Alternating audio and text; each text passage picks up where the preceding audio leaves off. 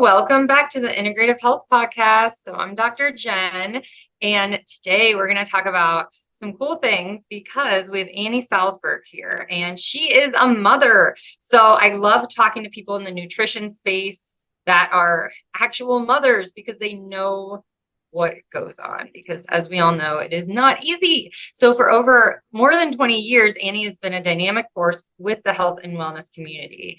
She initially worked in medical research. She identified a glaring oversight, the insufficient emphasis on lifestyle and nutrition. Driven by her desire to make a difference, she honed her skills to become a naturopathic doctor, a shift that allowed her to merge her medical knowledge with holistic approach to healing. Then she wanted more growth. So then Annie pursued a master's degree in nutritional sciences.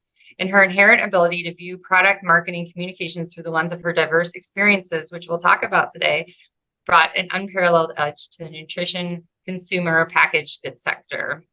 Over the past decade, her leadership has guided marketing teams to achieve their goals. And currently, she's the chief marketing officer at Drink Ramp Company, where she continues to spearhead innovative and excellence. So this is amazing. She has been in radio's television programs and as an authority on child nutrition.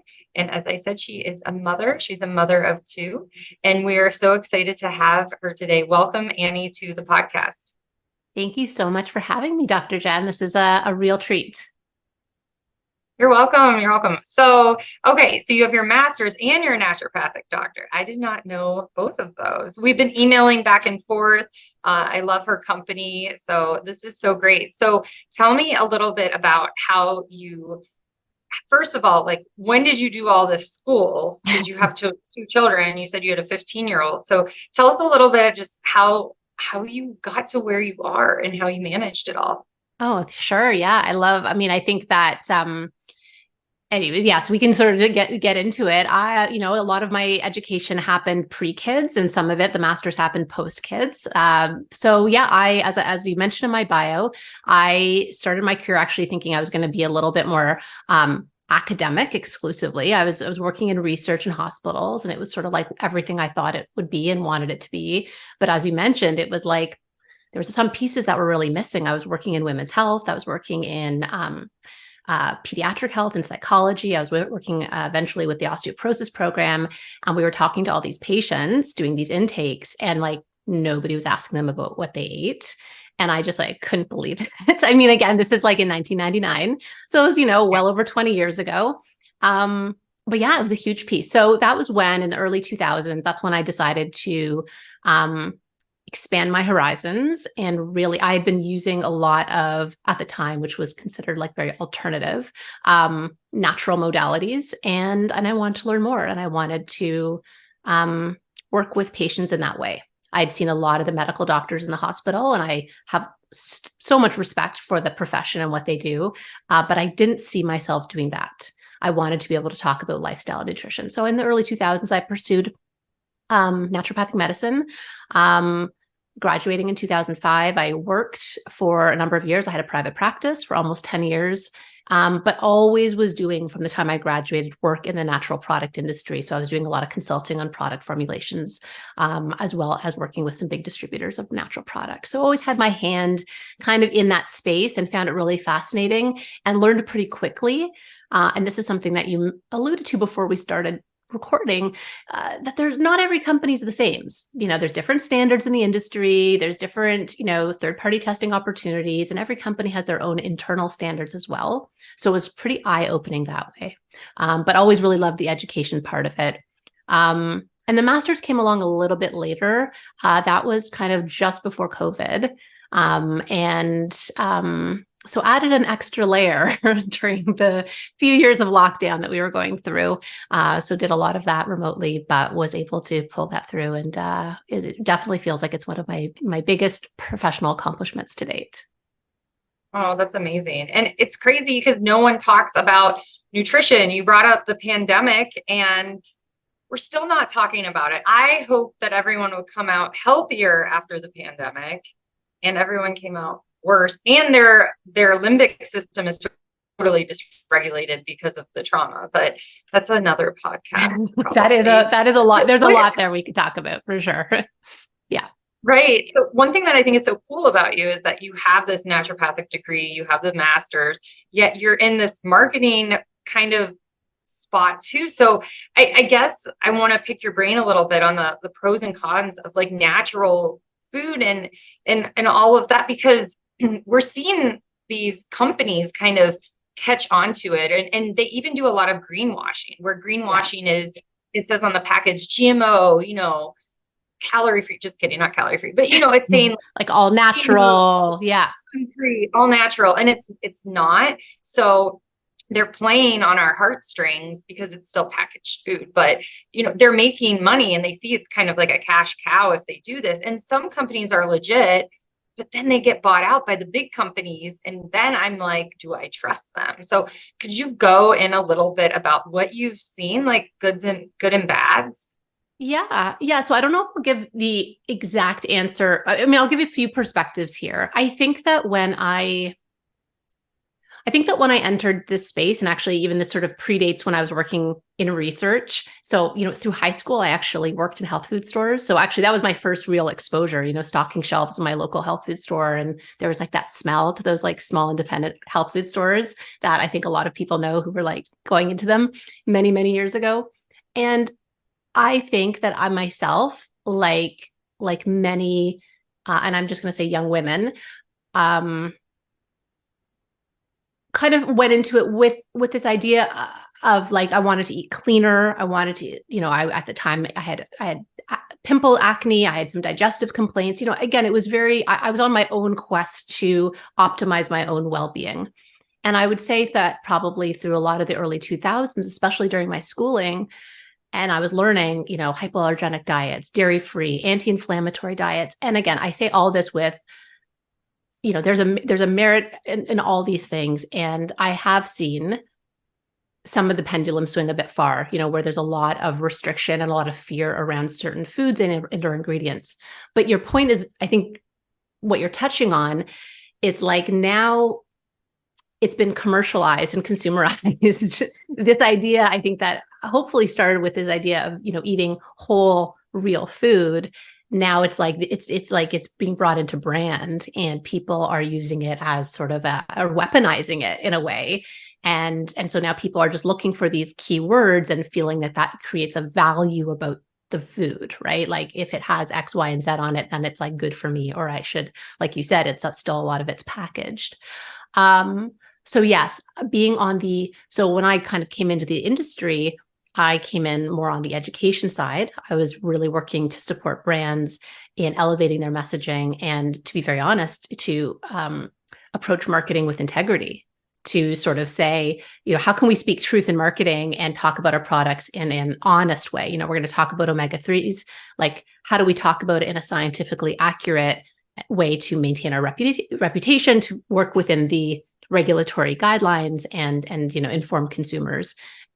And as where I sit now on the marketing, as you can see, it kind of goes towards that. And people in brands, in my experience, as they fairly should and do, they want to push that boundary and respond to what consumers want. So there's always that dance between, creating the opportunity on the brand side and then, customers or potential customers responding to it. So, the good, the bad, the ugly. The good is the industry has, in the most generous way, I would say the industry has created a lot of options for people, for individuals to find more foods that work for them. Again, quinoa pasta was like really hard to come by. Even almond milk was really hard to come by a long time ago. So people who had to follow or wanted to follow certain diets, it was quite hard for them to do that. So I think in some ways, it's made it more accessible. In other ways, it's still a privileged space. It's not always financially accessible to everybody. So there's that angle as well. And I think it's also, it's created opportunity in a lot of products, and it's also spread some misinformation or disinformation because it does it through the lens of marketing. So it's not always giving people the right information. So I hope that answer was not too rambling, but I think that it's a mixed bag, just like every big industry is. So there's pros, there's cons. And I just always encourage families, humans to try to find reputable sources to get their information from. And that's really, that is like the big quest. Yes. And that's why I'm doing this podcast. And I really like to discuss things because there is a lot of false information out there, and you have to be careful, what are they trying to sell you kind of thing, or is it really nutritious? And reading the labels is just the most important thing you can do is read the labels. And that's when you see that greenwashing. Oh, it happens to me in Costco all the time. And it's happened to my husband a lot, and he won't read the labels carefully, and he'll bring it home and I'll be like, we have to return that. It has canola oil in it. And he's like, but the front looks so good. And it said like gluten-free and like organic. And I'm like, but it has seed oil. So I just, not that we don't go out to eat and stuff. It's just, I don't want that in my house if I can. But exactly what you were saying about if it has that label, like gluten-free, cookies, just because they're gluten-free doesn't mean that they're going to be nutritious for us. And that's a big, it's a hard thing, especially when you're transitioning people from eating gluten, eating junk food off to maybe better, and the gluten-free is maybe it's better. It doesn't have glyphosate. It's not going to activate zonulin and activate that leaky gut. But, so it's kind of stepping stones here. And that's why, you have to take each patient and client individually, like, where are they at in their health journey? Because we're all at different points. So, we were talking before, and you mentioned that you worked for a goat formula company. And I think our listeners would really just I want to hear about goat formula. Like I was blessed to, I'm still breastfeeding my 3-year-old. I was able to make a lot of milk and donate some also. Oh and that's gosh, what that's amazing. Recommend. Oh, it was such a blessing. It was like, I was crying. Like one of the mothers brought me flowers. Like and I'm just like, I'm so happy I can share this with you because I worked night shifts. So I was pumping and I would just like have lots of milk. So I was just very blessed. I was able to do that. And with that, like going back to, formula breast milk is, I always get that question. So many women, what formula is good? Because if you look at conventional formula, it's high fructose corn syrup solids, or corn syrup solids are first. And that I just can't imagine what that is doing to the gut microbiome and the liver. So I recommend patients go on the Human Milk for Human Baby sites and milk sharing. And that's where I donated mine. I gave them my list of all my labs if they wanted it. But Go Formula, that is an option also. So tell us a little bit about like your experience working for the company and what company it is and all of that. Yeah, of course. I'm going to do something a little funky first. I'm just going to plug in my computer because I just got to notice that it's so sorry to break the fourth wall, but I just do need to do that really quickly. You're okay. You're okay. We'll show the cat. Oh, so here's so interesting fact about cats and breastfeeding. So, Bougie, cats can breastfeed without their ovaries.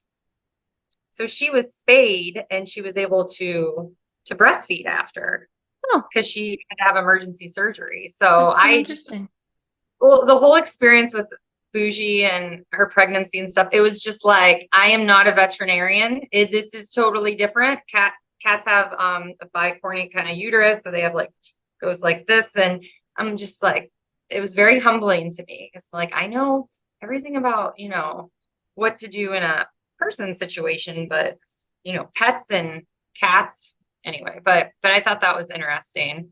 That's fascinating. So I, as I mentioned briefly, so I had been working in the natural supplement space, mostly in education. And there was a new company. I'm happy to give the name. It's called Cabrita. They were a Dutch company and they were thinking of launching into the United States. So myself and my RAMP co-founders, Simona Irwin, were part of the founding team, essentially, of Cabrita's launch into the United States. And going from dietary supplements to formula, I didn't think it would be as big of a jump. It was a big jump because I'm sure, as you can appreciate, and as I'm sure your listeners can appreciate, formula is contentious. I think there's a lot of feelings around it, around breast versus formula, around what type of formula, ingredients, as you alluded to, some of the practices of the formula companies, over the last many years, what they've done, what's ethical. But it was a challenge, so there's a lot there. There's a lot. And, I think I approached it very much the way I did with my education work in dietary supplements and what I hope to do now, which is, you asked about formula, and I 100% agree with you. There's certain ingredients that in my mind may not be suitable for all babies. And I always like to say, like, the best formula is the one that's working for your baby, right? If a parent has a baby that needs or wants to use formula and it's working well for them, like, that is the best formula, because I think it's so loaded and it's so hard.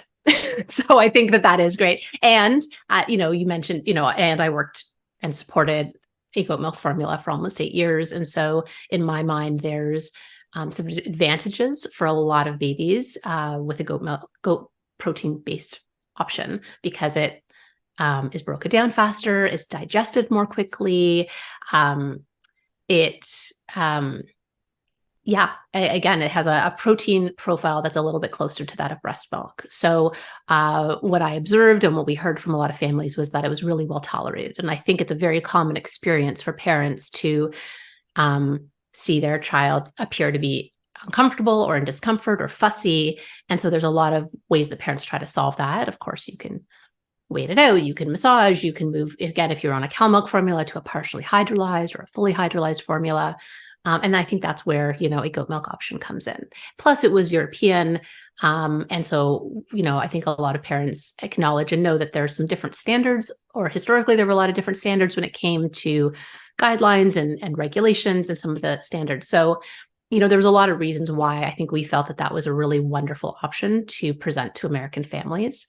But it was wonderful, supporting all families depending on their needs. And so I felt very humbled by it. And ironically, I had not used formula with either of my babies, who are now big babies.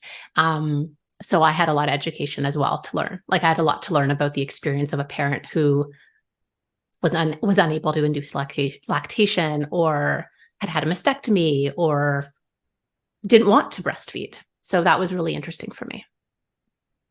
It is such a heated topic. It's kind of like, that would be hard to market to. And if you look at the history of formula feeding, it's really crazy how they went in there to hospitals and marketed and put it in pediatrician's office. And there was some shady stuff, which we've seen before in the pharmaceutical company. And I think it's so similar.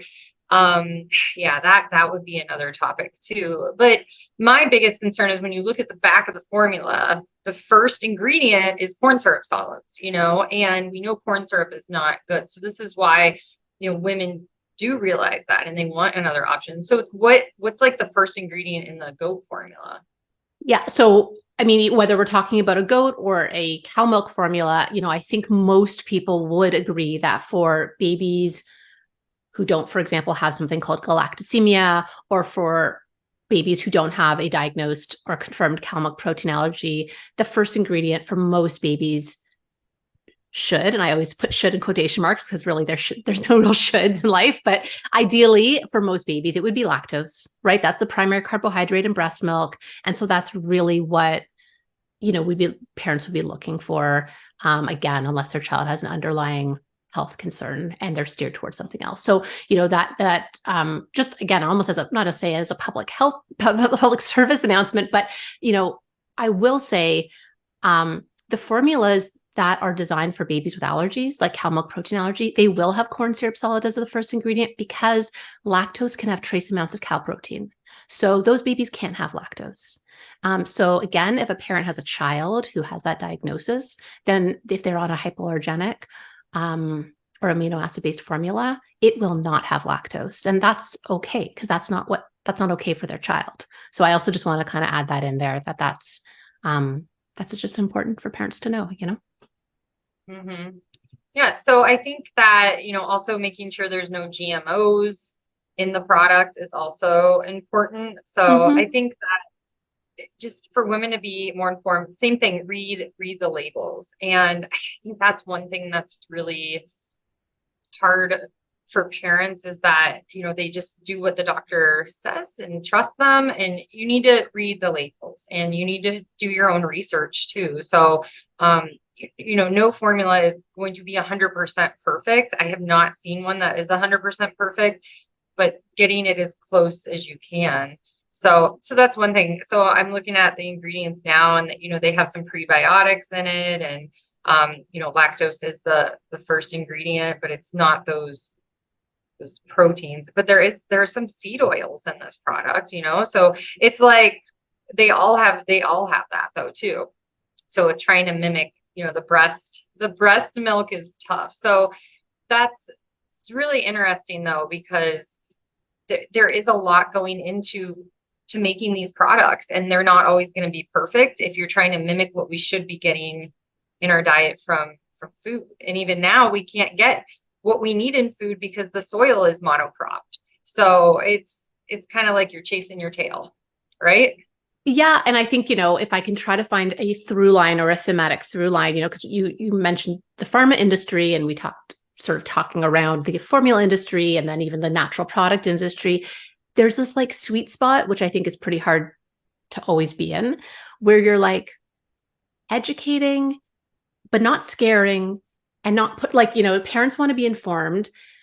I'm sure you can appreciate on your side, or my past role, like as a healthcare provider, you're doing the best what you can for your patients, and then parents, let's not call them patients, even human parents, and then they talk. And so you don't want people walking around feeling scared to make choices. Yeah. Again, you want parent. I've always felt, whether I was working again with dietary supplement companies many years ago, or in the formula industry, or in this current space that I'm in right now, I know I feel my best when I feel informed and I feel empowered. And so I feel like, and at the risk of sounding really cheesy, it's like, if I can help empower people to make choices that are right for them, because the choice that's right for you may not be the same as for me. I think there's general aspirational goals that we all should have nutritionally.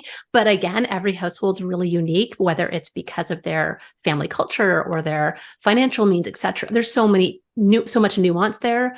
But I think that that's the through line for me professionally. And I do respect healthcare providers like yourself, or companies that's the mission. I think that's the idea. We don't want to scare people into making choices. We want them to feel empowered. So I have a lot of respect for people who are doing that. And that was sort of part of Simone and our goal with this sort of latest business that we've developed. Yes, absolutely. I always say facts and faith over fear, because definitely fear, if you're scared about everything you're eating, you're not going to digest anything. Totally. Yeah. And again, yeah, exactly. Yeah. So let's switch topics a little bit and talk about nutrition with children. And it kind of goes back to what you were saying, how every family is different, right? Sometimes I feel like I'm a restaurant. If like my kids start picking at what I'm eating and they all want different things, and I'm like, no, here. So we're getting back into the routine with the school year, and I have the calendar out for dinner, and I give people on Sunday, I'm like, okay, if you guys have any ideas, you can give me input, because once it's up, and we try, not to sway from it.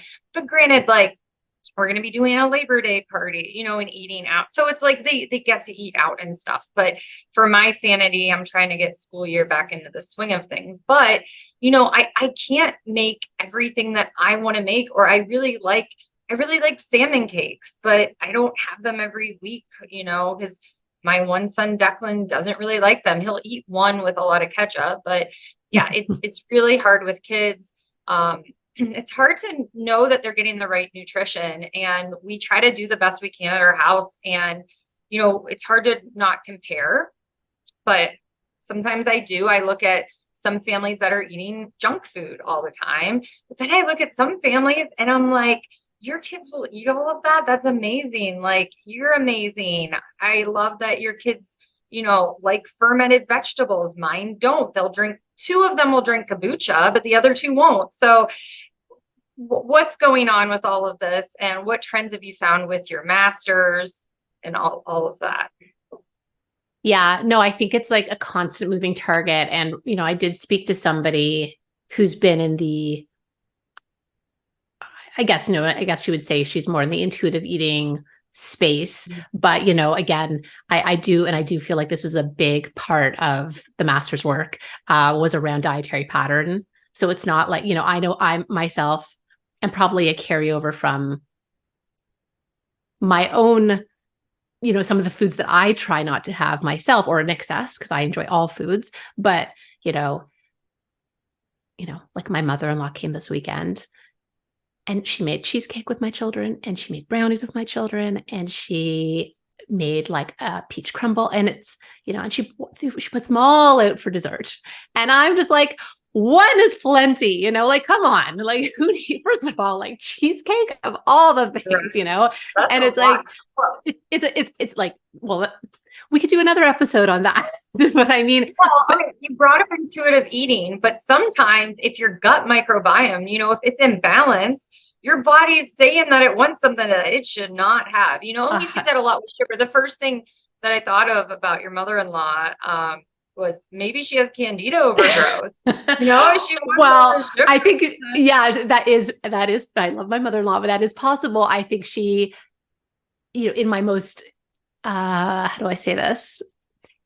She's making memories with my children. And I think that is, to me, probably, despite any concerns I have about this excess, I think I kind of landed in like, it's a lovely thing to do with your grandmother. And if that I have a 15-year-old and a 13-year-old who are willing to do that with their grandmother, take time and be helpful and do it lovingly.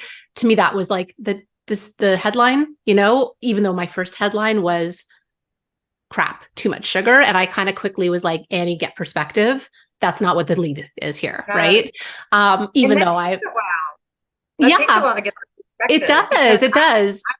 I'm the same way. And it's like, if it's not every day, right? Like I know this was a special occasion. Yeah. Yes, exactly. Like I have some friends where their in-laws or parents live in town. So it's like, they're always giving them sugar. And so my parents, they live 3 hours away and we joke and we call it the sugar shack. Cause there's this one candy store that they like to take the kids to. It's special molded chocolate. It's not like really clean chocolate, but it could be worse, and it doesn't have food dyes at least, but they take them there. And, we went to the rodeo and they got everyone little cowboy, like horse chocolates. And, or like if you do s'mores or something, like you said, it's in perspective. So we keep it, our non-negotiable is gluten-free just because my autoimmune history, and now it's dye-free because of Emery's health, breathing problems that we've had. But other than that, we go out for ice cream, probably too much than we should, but we go to a spot that I know is cleaner than another spot, so I think, like you said, it's memories. We don't want to cause eating disorder in our kids by being restrictive. So I let my kids eat snacks, but they eat a cleaner version of them. Yeah. But so what, so you have these 3 desserts and everyone did fine with it because they're overall healthy. You know what? They all did fine. And, because we had so much, we gifted some to our neighbor. And, my son is doing his bronze. And so he took some brownies to share with the group today. So like, it's not just all staying in my house. I know it's not just going to be for everyone to consume. And I know my mother-in-law does not live in town. So I knew it was a special occasion, but you had asked about sort of broad strokes, child nutrition or teen nutrition. But again, if I just say, ages 3 to 18, let's just say, I think there are some big trends. And I think, we've kind of been alluding to it, which includes obviously refined sugar. And a lot of that's coming from sugar sweetened beverages. So we know that is a big doozy for a lot of families. Can we pause and talk about Starbucks? Sure. Oh, let's do it. Yeah, or no, let's not call them out by name. Let's talk about let's talk coffee shop. Let's talk about a coffee shop. Yeah. Okay. So there's this coffee shop that's really popular. And this is just like, oh my gosh. First of all, it's moldy coffee probably. And the other thing, my earring just came out. The other thing is that I am seeing in my office a really scary trend of younger and younger girls being insulin resistant. And this is going to lead to PCOS. It's going to lead to fertility issues. And and I talked to my daughter about it. I'm like, it just really scares me because we get it for as a treat. Like we were at Cedar Point and she's like, I don't want to play arcade games. Can I get a Starbucks? And she gets a chai tea latte with coconut milk. And I'm like, okay, because I don't want to restrict her and then her like binge, when she gets her driver's license and goes, every day. But it's like this, like, it's like just this like cool thing to have the girls, well, with the Lululemon bags, they're in. So she has one of those and then their coffee drink in the other. And it's all these like frappuccinos, which, oh my gosh, if they were wearing a continuous glucose monitor, I just spiky, spiky, spiky. And that's like, we have to talk to the kids about this because these things weren't around when we were growing up, right? Like, I mean, there was like ices and stuff, but it wasn't, I don't think there was as much sugar in our faces, right?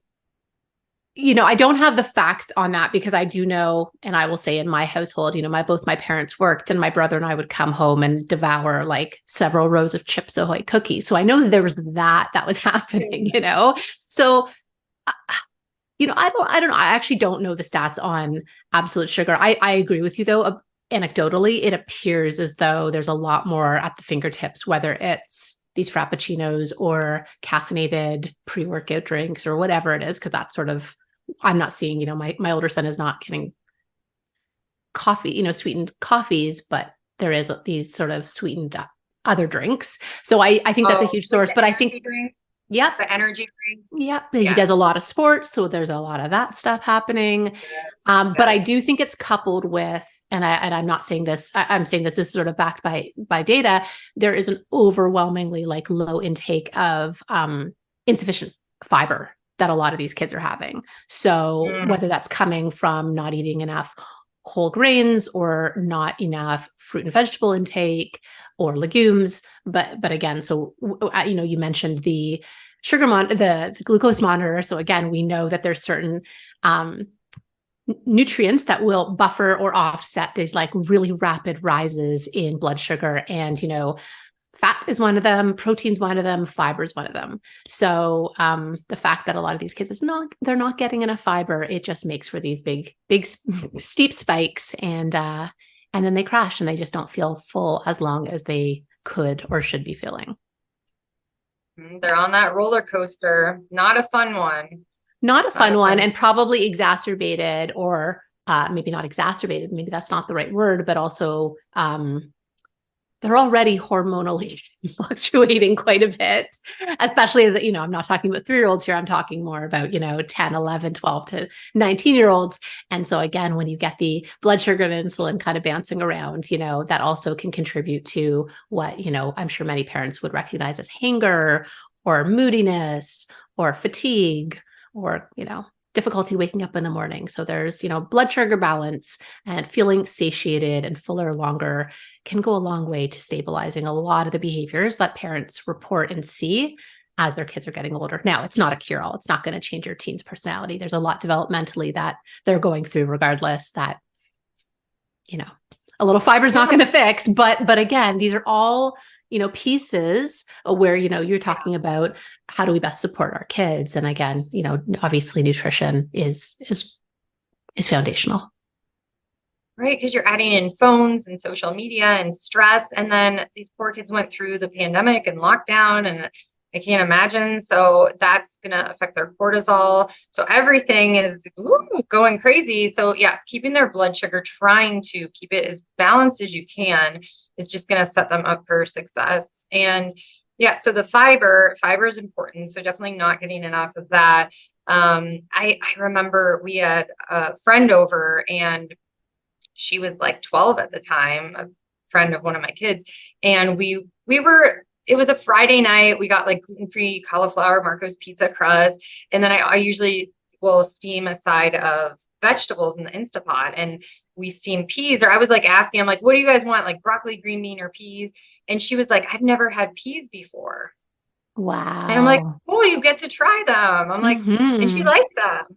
And I was just like, I said to my husband, I'm like, I can't believe she's never had peas before. But we forget, and this is why it's important to talk about this, to talk to other parents, to maybe encourage when you have kids over, like what's a home cooked meal, and talk about vegetables. Or, I always have my kids, they have to eat vegetables at the meals, even if it's just one, even if they don't like it, just one. I just tell them, like a piece or two of broccoli. They sometimes though, how kids are, they're hit or miss. Like sometimes they'll eat 10 servings of green beans, and sometimes there'll be leftover green beans. So and that's them probably filling nutritional voids and stuff. So it's interesting. But yeah, I don't think that there's a lot of emphasis on vegetables for children anymore, unfortunately.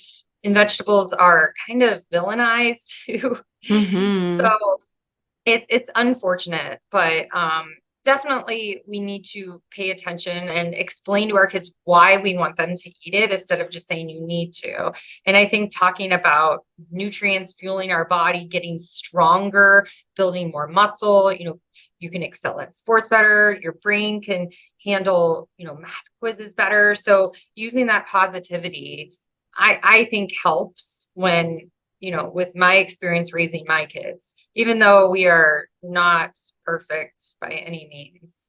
No, no. And I think that, in our household, again, I think every day is like, we're just all trying our best. I think there's been also some interesting research that, and can't think of this source. If I find it, I can follow up with you on it. Ultimately, children end up modeling a lot of what they've seen by what their parents do. So even if the child is not taking that piece of broccoli today, if that broccoli keeps showing up over many, many dinners, over many, many years, and parents are choosing it themselves and receptive to it and positive to it, I'm not saying that child will grow up to be a guaranteed broccoli lover, but that normalizing of it and just being part of that, the meal options and food options. I think again, I think it's very typical that ultimately into adulthood, kids end up coming back to a lot of what feels comfortable and comforting to them, right? It's why a lot of families, culture, food is such a big part of cultures, right? Yeah. Well, hopefully my kids will take after me and not my husband. I'm just kidding. Well, No, I hope they take after my husband. He's a way better cook than I. So really? actually, oh Oh, my cool. gosh. Well, I'm not talking about cook. I'm talking about eating. No, I'm joking. I joke about my husband a lot, and he likes that. He does okay. He does okay. He's fine. But yeah, I tend to eat more vegetables, especially vegetable. I love broccoli. It helps me detox estrogen. It's so good. So I love talking about that stuff. And sometimes my 7-year-old especially, he'll just like repeat stuff that I say. So I've kind of been talking to him about like the order of eating food. And so now so when we go to Mexican restaurants, they just like to get grilled chicken and fries, which is Mm. hilarious because we're at a Mexican restaurant. So he always eats his chicken first and then he eats his French fries. So he's like, look, I'm eating in the right order. And I'm like, you are. But it's like you said, they'll model you, they'll pick up on what you say. They're always listening and they're always watching. They are. And I think that I'm trying, and this is like more psychological, less like practical, again, my journey as my kids have gotten older, and I'm sorry, I don't know how old your oldest is now, is like that trust piece that, again, I'm not saying that the parenting is done, far from it. There's a lot of parenting to do daily. But again, it's, there's a lot of hands-on parenting for many years. And now that my kids are older, there's, I'm here, I'm a guide, I'm supporting you, and you're making a lot of choices. You're a lot more independent now. Now you think you're more independent than you are, but that's okay. And you've got a part-time job, you've got your own money, you could go to the corner store and you could buy whatever you want. And I trust that you're going to make choices that serve you and that maybe don't always serve you and that I agree with and maybe I don't agree with. And so I think there's this, like, you can feel, at least I can feel for myself, I'm sort of, straddling this period, this really interesting period, which is I'm sure, so many parents go through, of course, as your child is like, they're just stretching. They're like trying it on. Like, what does it feel like to be more adult like? And it's exciting and it's really scary. And it's really, really scary too, but it's super interesting. It's like, part of, why you and I started talking was because Simone and I started that company that you mentioned at the beginning, Ramp, because we saw a lot of parallels between the rapid period of development, 0 to 3, from having been in the baby formula space.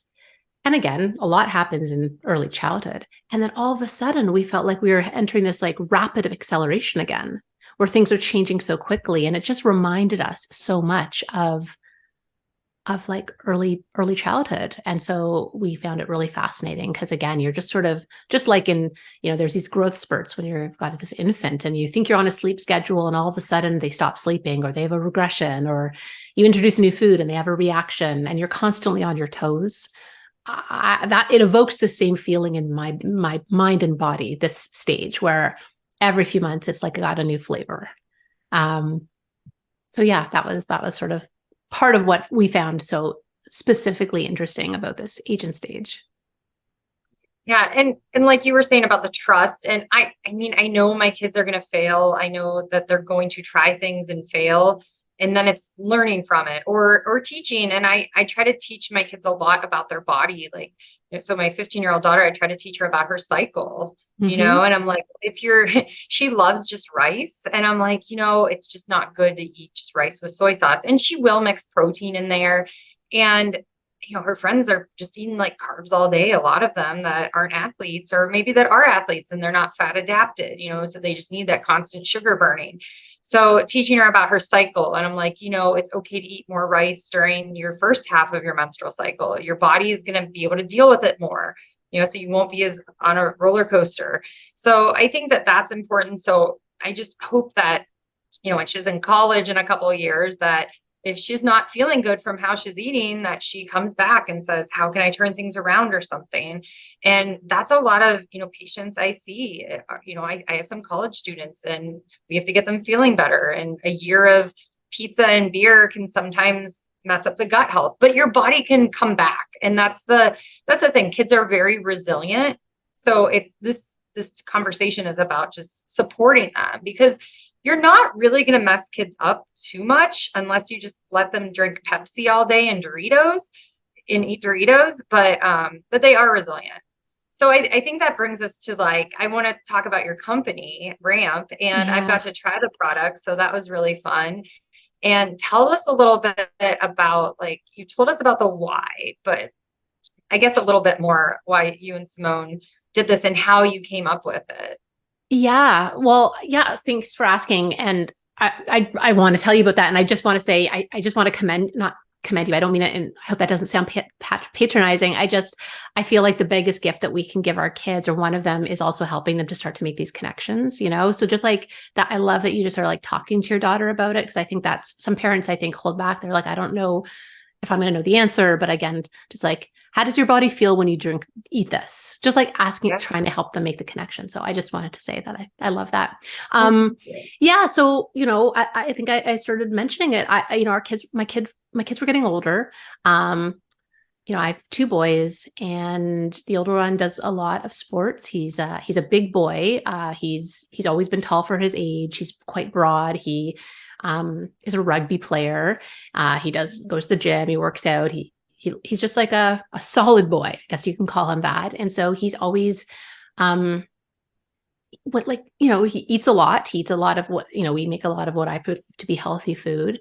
But as he was starting to compete at a higher level, he was starting to ask about pre-workout, and he was asking about protein shakes. And he asked me, he started saying, I saw this on Instagram or YouTube or TikTok. And I would look at the ingredients and I was like, I'm not into this, but I'm Right. like, Okay. how many Yes. eggs can I give him in a day? Like, how much beef can I give? Like, he wants, a hit of protein before a big training session or something. Yeah. Sorry, you were gonna say something. Well, no. So the crazy thing is about all of the frustrating thing about the social media space is that we have health influencers and they're saying, or, like CrossFit people or people that like you think would care about their health. And they're having protein shakes that have fruity pebbles in them and food dyes. And it's so offensive to me because I'm like, people are looking up to you and they're going to buy this junk that, ugh. But anyway, I digress on that. So that drives me crazy. But fun fact, I played rugby for a year at Kent State. No, oh my gosh, that's amazing. We've got It was some art.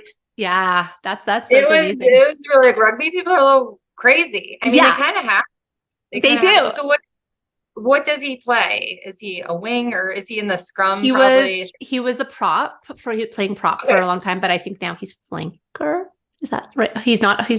Yeah. Yeah. I'm trying Yeah. to think. Okay. Yeah. Yeah. So he's like the prop is like the big, just for people who are listening, the prop is like the big person that stops people from getting through. So now that he's 15, I think he grew faster than maybe some of his peers. So he was big relative to his peers, but now he's not as big. Like he kind of just had his growth spurt faster. So that's why. But I think that's why he's starting to play in more positions now. But he plays on the varsity team at his high school. So he still is with bigger boys. But yeah, and I think and all his friends are probably having all the junk stuff. 100%. And there's a real culture of like, we work out and we lift heavy and because he's been on the varsity team, he's been with these older boys as well. So I think, but this was even starting, now he's going into grade 10. This was even starting in like grade 7 when he was wanting to train hard and just sort of, how do I run faster? How do I do all this stuff? And I think that in looking at some of the products with him, what to buy, and then thinking like, okay, well, what, and he's like, well, if you don't like these, what do you think is fine? And I started looking and I'm like, what is fine for a 13-year-old? Like, what should I buy for my kid? Like, what is the answer here? And it like kind of just hit, I just was like, whoa, like because sometimes he trains later at night, if he has a hard time settling down or winding down for bed, and I've given him like magnesium or theanine, magnesium, GABA combo, but it's marketed to adults and it's like something that myself or my husband would take. And there's nothing in my mind innately wrong with giving it to him. But I was like, whoa, who's supporting the teens? And it was just this sort of like moment of, are these products really curated to their needs? Is it really meeting their needs? I'm, in my kitchen adjusting the dosages based on what I think is correct for his body size. And I'm thinking like, not everyone can do that though. Yeah. Yeah. And I think about that a lot with me. I'm like, it's so easy for me, and I'm just like, so I always try to put myself in the shoes of someone without medical training. Like, what do they do? And that's why I teach a lot on it. But you're right. People aren't going to just be in there and, oh, how much magnesium do I give? How much L-theanine? It can be tricky. Yeah. So that was really what started the kernel of it. And that's really also was very much in parallel to when Simone and I were having those conversations where I'm saying to her, like, oh my gosh, every few months, I feel like we're hitting this new stage, or like, I want to go, do I have a curfew and what's happening? And things were just moving very quickly. And I just sort of thought like, we have this industry experience. I have this background in nutrition. I'm kind of making stuff for him anyways. And actually at the same time, Simona was supporting her own kids with this like homemade nighttime drink, which really was the inspiration for Ramp Down the Night. And so she was sort of like, handpicking these things. And because I wasn't buying protein powder for my son, I was like, I'll make you something. So I'm taking like hemp and I'm taking pumpkin and I'm taking, all these things and I'm mixing it together. And I'm thinking like, this doesn't make any sense. There should be something that is suitable for kids in this age group. And, like, as I said earlier in our conversation, this idea of like, if we're feeling this way, other parents of teens must be wondering, and actually we recently did a survey of almost 500 parents just to kind of really refine, like, what are, I think I know what, because my kids are in this age and stage, but overwhelmingly the number one concern that the parents had was nutrition for their kids. That was like number one. And so, yeah, I mean, other things like stress is up there for sure. Immune support, of course. But yeah, nutrition and healthy growth. So I think parents are trying to figure that out, and kind of, again, going back to what we talked about earlier, when you get those big sugar sweetened beverages, like what can parents do? And again, this is the time kids are starting to spread their wings. They're going to start to fly out of the nest. So are there some small things that we can do, some small habits that we can instill to support them? So we know at least, are they getting something that's going to cover off a lot of good bases in the morning? Or can we give them something at night to help them to wind down? And again, eventually, we hope our portfolio will grow. So right now, we have a smoothie booster in the morning that's going to give them some nice protein, some of that fiber that we talked about earlier, and a whole bunch of wonderful vitamins and minerals that we think kids need. And then we have a drink in the evening that we think helps to kids to wind down. Again, it's got that magnesium, that theanine, but we also add things like tart cherry, and we add things like collagen because it's a nice source of glycine. And we really, again, for the nighttime drink, we wanted something that was free of melatonin.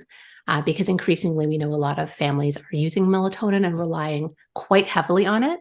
And it may not be something that parents want to be using so regularly with their kids. So it was really important to me to find something that was free of melatonin.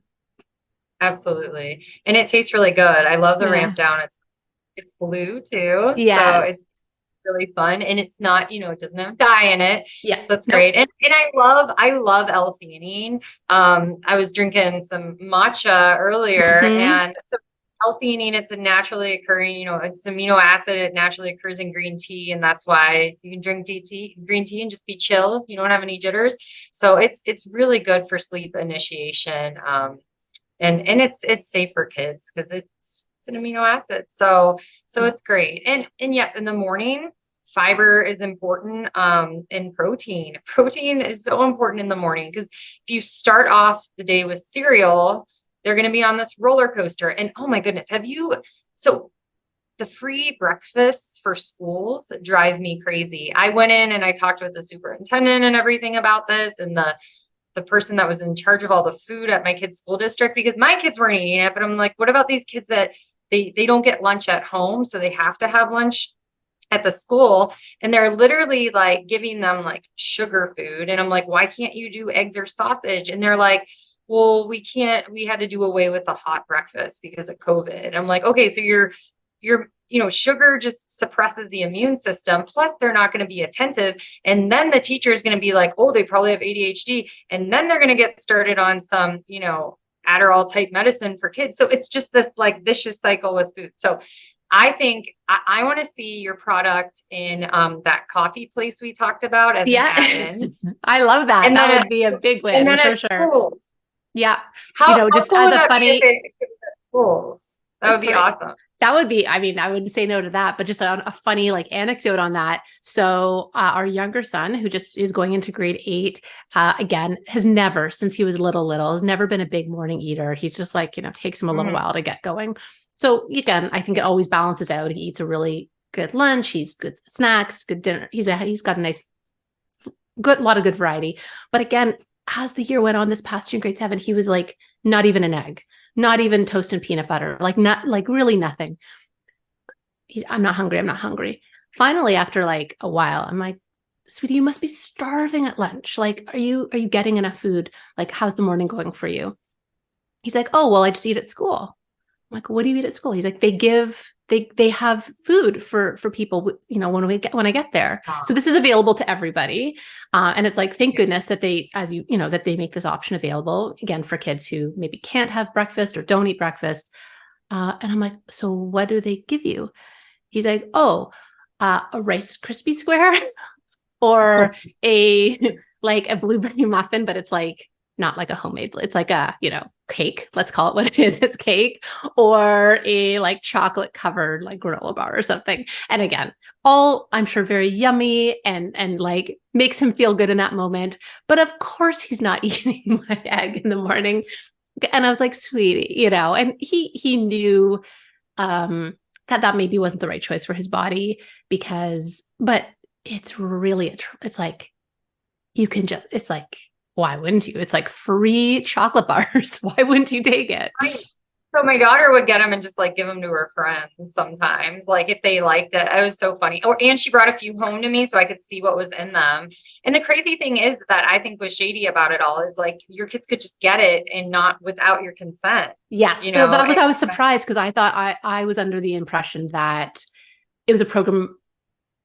I thought, I didn't know that it was just available for everybody. Like yeah. He said, right. no, they just bring the snacks to the classroom and like during homeroom and everyone just takes it. So I didn't know. And I was like, That's crazy. So in Ohio, that ended this year. oh, So they interesting. had it for the past 2 years because of the pandemic, and then it was done. But one thing that's positive that I learned is that with some of the snacks that just like for the Pop-Tarts, for example, the Pop-Tarts that they serve in the schools are actually dye-free. Oh, okay. Yes. So it's like they're like almost European standards because they showed me the nutrition labels on them because I'm like, what could we do to get in, a little bit better choices? And some of them were better than I thought they would be because they didn't have dyes in them. But they're still, setting them up for a sugar spike roller coaster. But I thought that was one positive. But I'll if take anyone's it. I'll take it. well, go and talk to your school. So set up a meeting, see what they're actually serving the kids in school. And I didn't do it for my kids. I wanted to push the needle for other kids and start those conversations and, see if there's anything that I could do to help, with my expertise. So it's, go out there and be active, go to school board meetings, all of that. But yeah, I mean, you could just keep your home like a nice safe haven of food is what I try to do. And we have like junk food and probably too many snacks, but at least they're the better choices. It's such a hard balance. Like I have some friends that they just don't keep any crap or snacks in their house, but they have younger kids. So I feel like when you're at the point like where we are with our kids being older, it's different. It's just different. I'm kind of very much like what you said. I don't really want to vilify any foods or ingredients, and I want my child to feel like they have a lot of autonomy and choices. And I just want them to feel also like food is food, right? And also get to know what feels right for them. And again, if I can just go back and sort of mention our why for ramp, it was like, if I can make something that tastes really good and my children take it willingly, then at least it's like, I don't want to say it's a check mark on the day, but it's like one great thing. It's like, okay, they've got some vitamin D, they've got their protein, they've got their fiber. Like, again, it's not to say the rest of the day should and could be a wash, because I don't even want to think of it as a win-lose proposition. And I don't even want to suggest that if they have, Doritos later, that's a bad thing. Again, it is what it is. I just love this idea of like, it's like just make great stuff available when you can. That's sort of my motto. And so again, for us, it was really about making great tasting products that the kids would like. And again, I think it's really hard with teens. I mean, everyone has told us, it's a notoriously finicky market, and it's probably in part why nobody has done it. But again, our goal is to be really the first nutrition, like teen-centered nutrition company. I think there's a lot of companies that offer tween and teen products, but they're not kind of center or central to the company. And again, that's not to suggest they're not making good or decent or reasonably good products, but it's almost like it's one SKU out of their many, women's health, PMS, bloating, name their, 15 plus products, and they have a teen multi or whatever. I think we want to center tweens and teens because it's such an underrepresented group, and it's a long period of time. We're talking 10 to 18, and again, they're not little anymore and they're not adults. And I think they deserve, attention and products that are really designed for them. Yeah. And they need the support. Yeah. So, I don't know about you, but like when my kids like eat food that's healthy, like my kids like love, I made this, so I make chicken barbecue and homemade barbecue sauce with it. And it's really easy with shredded chicken. And I also make with the shredded chicken, some like buffalo chicken dip. And I don't know, I just get so happy when my kids like the nutritious food I make, or like my one son just like gobbles down the salmon cakes and I like do a little happy dance. And it's just so good to see your kids eating good, but yeah, it's like the hardest job to be a parent. So I love that you are out there in this space, and not only are you so well educated, you love to educate and you love to just be there for the teens. So can you tell everyone how to find your company, how to find you on social media, all of that? Yeah, no, I'd love for people to check us out. I'd love to hear from people. So you can come to our website. It's drinkramp.com. That's drinkramp.com. And you can find us on social media. Our handle is at drinkrampco.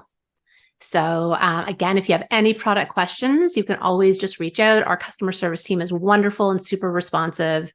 We also love to hear from families and get feedback. We already have families who have given us feedback on like future flavors. We have a lot of new product ideas of other ways that we can support teen and their common concerns. So again, if we have a parent who's listening who says like, oh my God, you need to make this, hit us up, let us know. We are innovating and we want to disrupt this category and really make a new one. So yeah, we're really excited to work with families. And yeah, I really want to thank you, Dr. Jen, for the opportunity.